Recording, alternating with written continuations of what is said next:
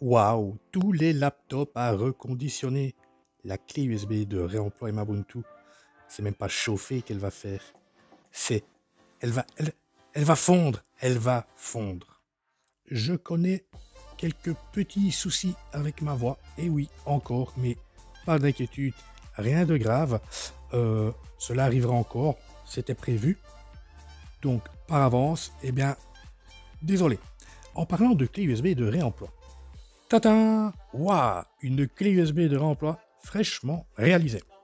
Donc, c'est une clé de marque Kingston, modèle Data Traveler Exodia, capacité 64 Go, mais attention, 62 Go réellement utilisable. Ok, donc regardez la description de la vidéo. Si vous désirez acquérir une clé USB de réemploi, eh bien regardez donc en description, il y aura un lien qui vous renverra vers la page officielle d'achat, donc qui se trouve sur le site emabuntu.org. Et vous verrez, donc il y a deux configurations possibles. Configuration numéro 1, configuration numéro 2. Ok. Qu'est-ce qui différencie les deux types de configuration? Donc la configuration numéro 1 propose des clones type standard BE pour la Belgique. La configuration numéro 2 propose des clones type standard FR pour la France. Plus les clones OM, ok? Mais ça, qui sont communs aux deux configurations. D'accord? Alors, pourquoi une clé de 64 Go? Parce qu'avec une clé de 64 Go, on est capable de proposer l'entièreté de ce que l'on a réalisé. Attention, au niveau officiel. Ok? Oui, je vais vous dire pourquoi je dis officiel. Euh, on est capable donc, de proposer l'entièreté de ce que l'on a réalisé, sauf, attention, hormis ce qui est un peu spécial comme les clones FC Free Culture. D'accord? Alors, quand je parle d'officiel, c'est quoi? C'est Debian Facile et Ubuntu. Ok? Parce qu'il y a euh, des clones dits non officiels que moi, j'ai réalisé et que je propose également à qui souhaite. Je parle de Linux Mint, LM2, donc Linux Mint Debian Edition, Ubuntu, en fait, toutes les variantes officielles d'Ubuntu. Voilà. Ici, la personne a choisi la configuration numéro 1. Elle provient de Belgique, de Bruxelles. Donc, je ne vais pas citer les fichiers de configuration nécessaires au bon fonctionnement de la clé. Je vais juste citer donc, les images ISO et les clones. Okay. Sur la première partition, donc, elle va retrouver Debian Facile, donc les images ISO, architecture 32 bits, 64 bits. Elle va retrouver, donc, toujours en image ISO, et Ubuntu, architecture 32 bits, 64 bits. Ok. Ce n'est pas tout. Mais attendez, je vais revenir. Sur la deuxième partition, au niveau des clones, eh bien, elle va retrouver donc les clones BE de Debian Facile, architecture 32 bits, 64 bits et UEFI. Et c'est tout pour Debian Facile. Pas de clone OM, tout simplement parce que l'installateur de Debian Facile ne permet pas de réaliser des installations type OM. Ensuite, pour Ubuntu, eh bien, elle va retrouver donc les clones BE, architecture 32 bits, 64 bits et UEFI, plus les clones OEM, architecture 32 bits, 64 bits et UEFI. Et le petit plus, parce que la personne désirait un petit plus sur sa clé, le petit plus qu'elle a choisi, c'est LM24, donc Linux Mint Debian Edition 4. Donc sur la première partition avec les images ISO de Debian Facile et d'Ubuntu, eh bien, elle aura les images ISO de LM24, donc architecture 32 bits et 64 bits. Et sur l'autre partition, la partition images qui contient les clones, en plus des clones de Debian Facile et d'Ubuntu, elle aura les clones de LMDE4, BE, architecture 32 bits, 64 bits UEFI, pas de clone OEM pour LM2.4, tout comme Debian Facile, donc l'installateur de LM2.4 ne permet pas de réaliser des installations type OEM. Voilà, alors c'est bien de réaliser une clé, c'est magnifique, c'est super, mais il faut s'assurer que la clé elle fonctionne. Ok, donc on va s'en assurer. Et on va s'en assurer sur ce genre de machine. Alors, c'est une machine que j'ai reçue et on m'a dit tu en fais ce que tu veux. Donc je me suis dit, eh bien, je vais la faire partir en don, donc en don Ubuntu. Alors, pour la petite histoire, on m'a donné cette machine parce que elle était lente et lente. Alors déjà, quand j'ai vu l'étiquette Pentium Dual Core, je me suis dit, waouh, ah oui, ce n'est pas du récent, en plus en dessous Windows Vista, mais bon, ouf, ce n'est pas quand même du Pentium D. Ok.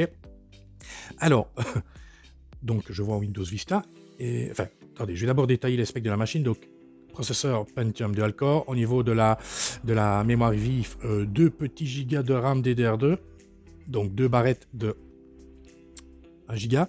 Au niveau périphérique de stockage, donc un disque dur 3,5 SATA 2 de 360 gigas, 7200 tours par minute, hein, quand même. Hein. Ben voilà en gros. Ah oui, alors il y a la partie graphique, hein, ATI Radeon, qui est intégrée à la carte mère. Voilà en gros. Donc, je démarre la machine, je me dis, sûrement plus Windows Vista, hein.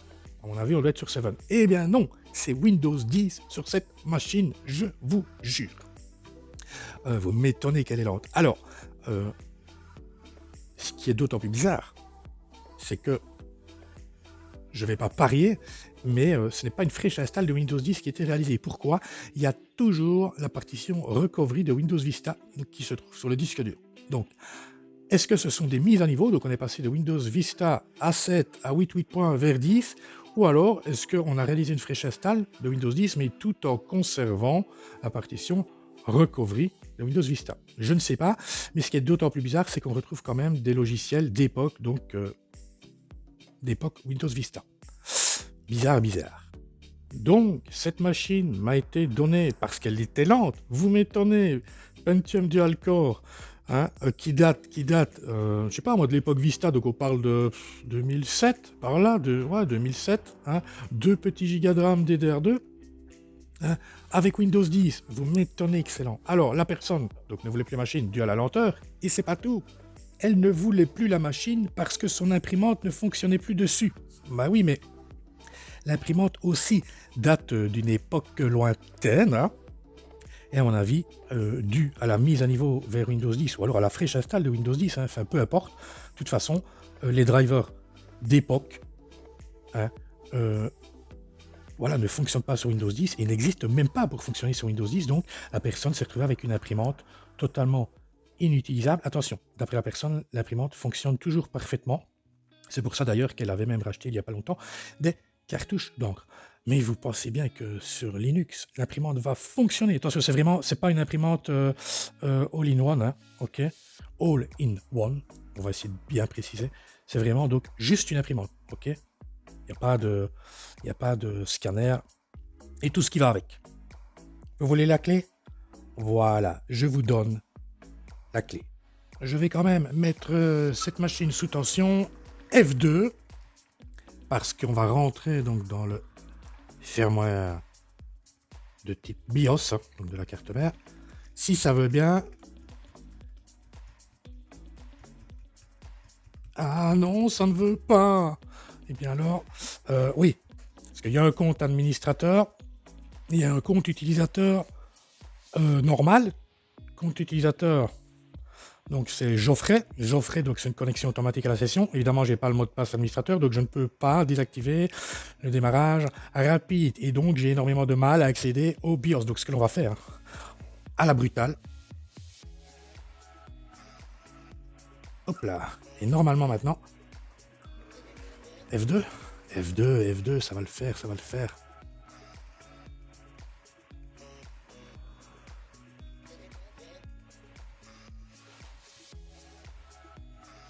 Oui. Alors, qu'est-ce qu'on peut voir? BIOS Release Date. Regardez, on parle de l'année 2007. Allez, on va faire F10. Ok, même si je n'ai rien modifié. Je vais vous montrer une petite astuce. Alors, ici, c'est ma clé USB de réemploi personnelle. C'est une clé USB 3.0 de marque intégrale. Maintenant qui date déjà de plusieurs années. Oh oui, facilement. 2015 par là. Ici, donc c'est la clé USB de réemploi que je viens de réaliser. Hein. Donc à l'instant, donc marque Kingston, modèle Data Traveler Exodia 3.0 également, mais une clé USB donc qui date de 2021-2022. Eh bien vous allez voir, c'est une petite astuce parce que parfois je reçois des messages de personnes qui disent la clé USB elle ne fonctionne pas. Donc je mets la machine sous tension, touche F8,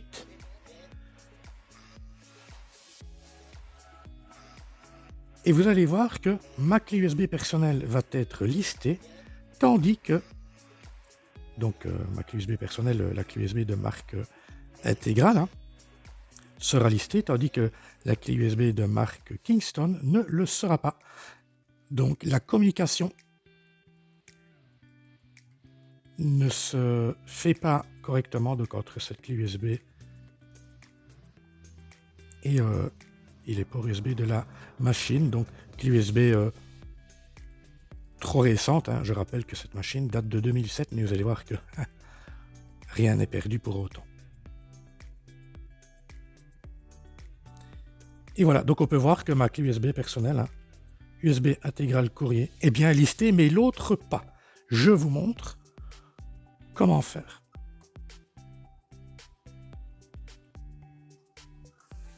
Donc j'ai retiré ma clé USB personnelle et regardez comment je procède. En fait, je connecte un hub USB, ok, qui est un hub USB pas très récent. Ok, et sur ce hub USB, je connecte bien, la clé USB donc, de marque Kingston et vous allez voir que normalement, ça m'est déjà arrivé. C'est très rare, mais ça arrive. Touche F8, mais ça arrive. Et normalement, bien, ma clé USB devrait être listée. En fait, c'est le hub USB qui va faire l'intermédiaire pour que la communication se passe correctement donc, entre les ports USB, entre le port USB de la carte mère et la clé USB, donc Kingston. Oh yeah, que voit-on? USB Kingston Data Traveler. Donc je vous montre, mais bon, entre-temps, j'ai modifié donc la façon dont c'est connecté, enfin où c'est connecté. Voilà, on est bon. Donc j'ai enlevé en fait depuis la clé USB Wi-Fi, j'ai déplacé donc l'USB du clavier et j'ai déplacé donc l'USB du hub USB. Et on peut voir que la clé Kingston Data Traveler Exodia est toujours bien connectée au hub et le hub à la CM. Et normalement,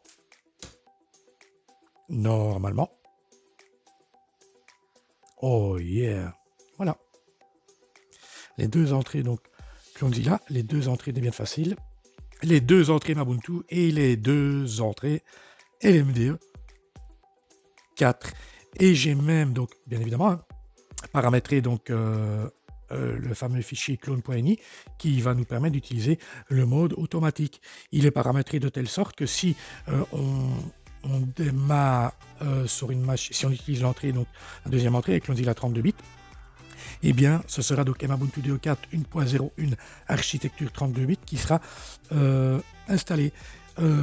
Si on utilise la première entrée et que l'on est en BIOS, ok, ce sera Mabuntu DE4 1.01 architecture 64 bits qui sera installée. Si on utilise la première entrée mais que l'on a démarré en mode UEFI et non pas en BIOS, ce sera Mabuntu DE4 1.01 UEFI qui sera utilisé. Donc je parle du clone. On est d'accord? Donc on peut tester. Hein. Tac. Et là, regardez, je vais utiliser donc l'installation automatique par clonage.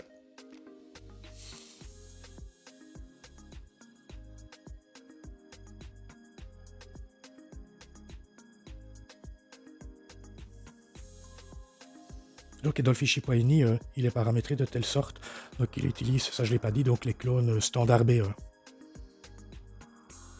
Pas les clones OM.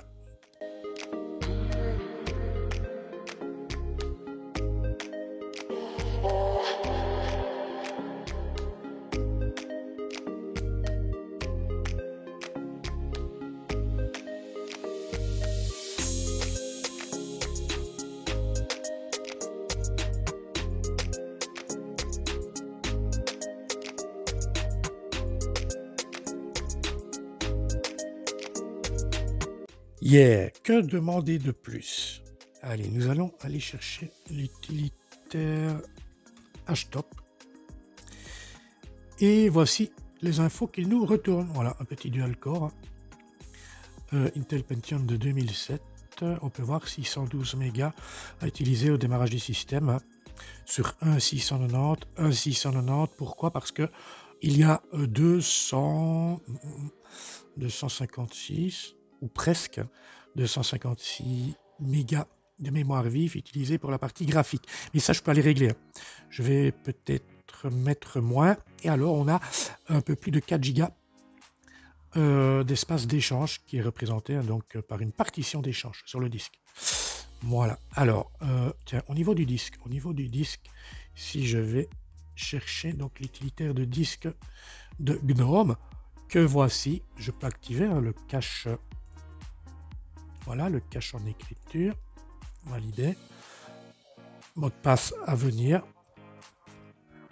Donc je rappelle, si on active le cache en écriture, oui, on obtient de meilleures performances, hein, en écriture. Maintenant, attention, cela peut être dangereux, par exemple, si le système est éteint brutalement, par exemple par une panne de courant, ce qui était dans le cache, hein, du disque et qui n'a pas encore été écrit sur le disque est perdu, donc perte de données. Alors si on fait un petit test de performance, on tourne aux alentours des 100 lectures et 80 en écriture peut-être. Ah oui, je ne pourrais pas faire de test en écriture ici. Donc on va faire un test en lecture seulement. Et ah oui, non, je suis même pas à 100, je suis à 80.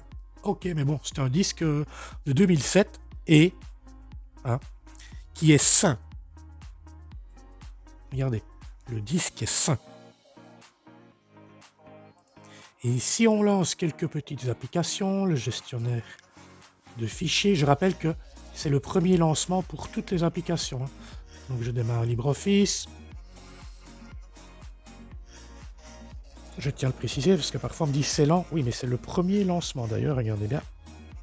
Donc là je viens de lancer LibreOffice. Je vais également démarrer Firefox. Je vais fermer ces applications, je vais les réouvrir et vous allez voir que là, ça tourne déjà beaucoup mieux.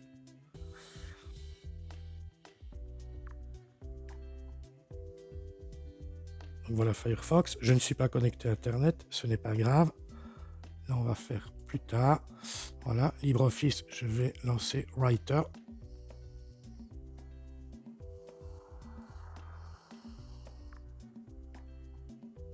Validé. Donc je peux fermer LibreOffice, je peux fermer Firefox, je peux fermer gestionnaire de fichiers. Donc on recommence, gestionnaire de fichiers, Firefox.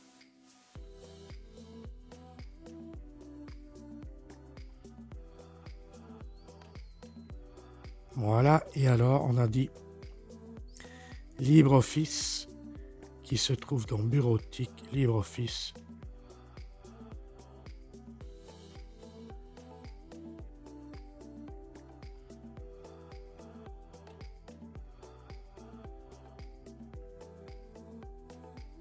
Et on va choisir Writer. Voilà, une petite machine bureautique pour du travail simple, hein. Par exemple du travail scolaire. Ouais, ça peut le faire, hein. Ça peut le faire. D'ailleurs, je vais aller rechercher donc mon ami Htop. Ah ouais, ça peut le faire. Travail basique. Voilà. Au lieu de partir à la poubelle, cette machine, eh bien, retrouve une nouvelle vie pépère sur un système libre, en l'occurrence GNU Linux et Ubuntu 2.4 1.01, qui est installé grâce à la clé USB magique. Non, la clé USB de réemploi. Alors, je suis dans le firmware. Oui, je n'ai pas encore fini. Je me suis dit, on va essayer quand même de faire un petit upgrade au niveau de la mémoire vive. Et tout compte fait, voilà, je vais avoir du mal à réaliser cet upgrade. Tout simplement, je ne suis pas en manque de barrette RAM DDR2, mais je n'ai pas celle qui pourrait convenir. En gros, ici, donc on a 2 Go de RAM, DDR2, donc avec 2 barrettes de 1 Go, donc DDR2 4200U. Ok. Déjà, je peux mettre de la RAM en E. Hein, ici, c'est du U, mais je peux mettre de la RAM en E. Donc, c'est déjà une bonne chose. Alors, ce qu'il faut savoir, c'est qu'il y a 2 Go de RAM, mais exploitable 1792 parce qu'il y a 200 et quelques mégas qui est partagé avec la partie graphique, hein, intégrée à la carte mère. Voilà. Alors, voici ce que j'ai comme barrette RAM à ma disposition. J'en ai bien d'autres, mais le problème, c'est que les autres, ce sont des barrettes de 4 Go DDR2 667 ou alors des 4 Go DDR2 533, mais c'est de la RAM ECC, de la RAM serveur, donc ça va pas. Alors ici, j'ai tenté de faire passer cette barrette-ci. Je me suis dit, ce serait bien une barrette de 2, hein, donc une barrette de 2 Go DDR2 667, plus une barrette d'1 Go. Ici, donc c'est de la DDR2 aussi, en 5301, ça ferait 3 Go de RAM. Okay, on s'en fout si les deux barrettes ne sont pas identiques. Ici, le but, c'est d'avoir un peu plus de quantité au niveau de la RAM. Celle-ci ne passe pas. Hein. Donc, on retient quoi? On retient qu'ici, on a 2 Go de RAM grâce à deux barrettes de 1 Go. Et on peut voir, hein, Memory Speed 533 MHz. Ce que je vais faire, je vais enlever les deux barrettes de 1 Go d'origine, hein, et je vais placer deux barrettes comme ceci. Alors vous allez me dire, bah, à quoi ça sert? Il y aura toujours 2 Go de RAM. Oui, mais à la place de tourner normalement à 533 MHz, on devrait tourner à 667. Voilà. Un petit upgrade au niveau de la fréquence, ok, pas de la quantité. Et alors je vais diminuer le partage mémoire donc octroyé à la partie graphique. Allez, je fais ça tout de suite. Voilà, les barrettes sont en place. Alors je pourrais aller plus loin, hein. Je pourrais y placer un petit GPU dédié. Je pourrais placer un autre disque dur, donc plus performant que celui-ci. Mais alors à ce tarif-là, je n'arrête pas d'essayer de upgrader toutes les machines. C'est pas le but, du moment qu'elles tournent, on va dire, entre guillemets, correctement, pour réaliser des tâches basiques. Voilà. Et allez, je mets la machine sous tension. On se prépare à appuyer sur F2. Et normalement, on devrait voir la quantité de RAM réellement disponible.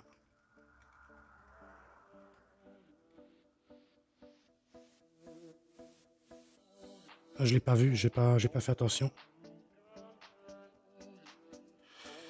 Alors, eh bien voilà, donc on a toujours nos 2 Go de RAM, hein, grâce à deux barrettes de 1 Go DDR2, hein, mais cette fois-ci avec une fréquence de 667 et non plus de 533.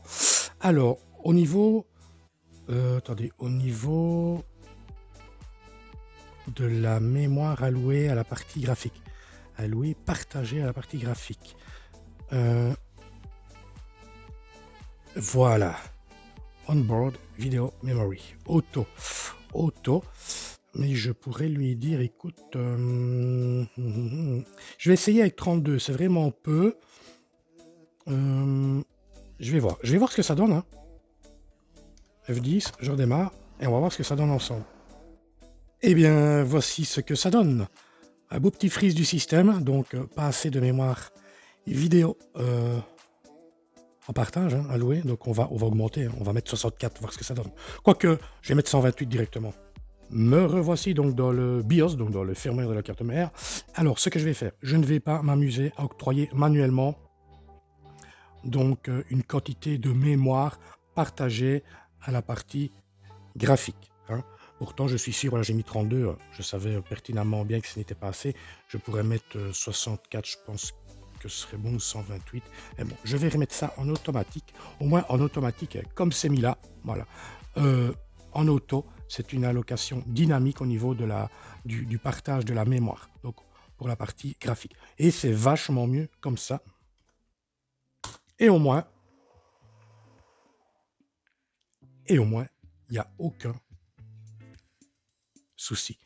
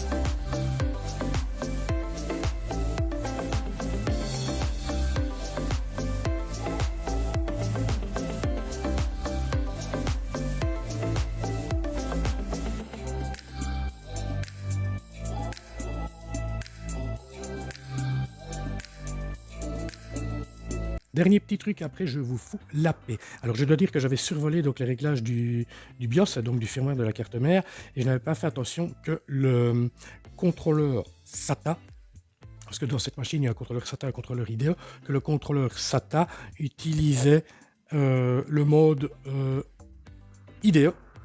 C'est pas l'idéal, c'est mieux d'utiliser le mode AHCI qui est plus moderne, plus récent, qui est devenu un standard et qui va normalement me permettre d'obtenir de meilleurs débits en lecture, écriture.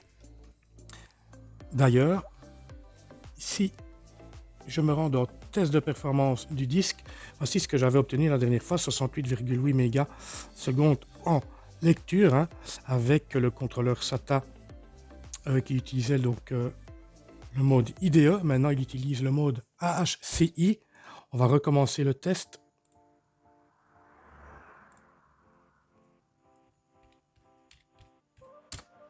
Et on va voir si on obtient de meilleurs chiffres ou si c'est pareil, tout simplement.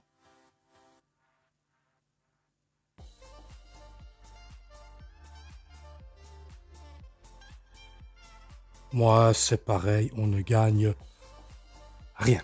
Allez, bye bye.